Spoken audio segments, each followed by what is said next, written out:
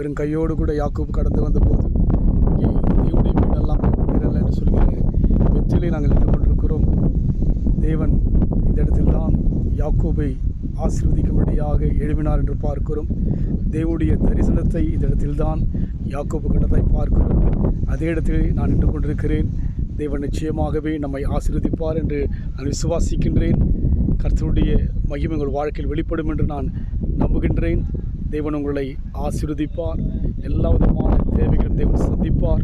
ஆண்டவர் நிச்சயமாகவே உங்கள் வாழ்க்கையிலே அற்புதத்தை தேவன் செய்வார் என்று நான் இந்த தேவனுடைய சமூகத்தில் தேவனுடைய வீடு என்று சொல்லப்படுகிற பழைய ஏற்பாட்டில் இது தேவனுடைய வீடையெல்லாமல் வேறல்ல, வானத்தின் வாசல் என்று சொல்லி யாக்கோபு சொன்னது போல வானத்தின் வாசல் முன்பாக நின்று கொண்டு உங்களை இயேசு கிறிஸ்துவின் நாமத்தினாலே ஆசீர்வதிக்கிறேன்.